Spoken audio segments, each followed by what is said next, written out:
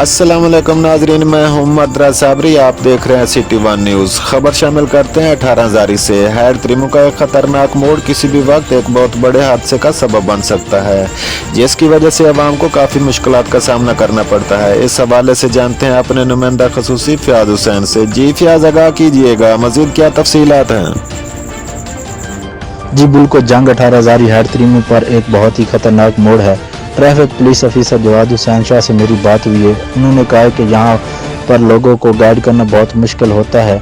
इस तरह के हादसात वगैरह रोज़ाना पेश आते रहते हैं, लेकिन हुकूमत को चाहिए कि यहाँ पर इस मोड़ को वसी किया जाए ताकि एक्सीडेंट वगैरह ना हो और लोगों की जान और माल महफूज रहे। और मज़ीद इनका कहना था कि बिल्कुल लोगों को शऊर होने के बावजूद भी एक दूसरे से आगे निकलने की कोशिश करते रहते हैं। इस वजह से एक्सीडेंट वगैरह ज़्यादातर होते रहते हैं और प्लीज़ इनको चाहिए कि एक दूसरे के साथ कंप्रोमाइज़ करके चलें। जी।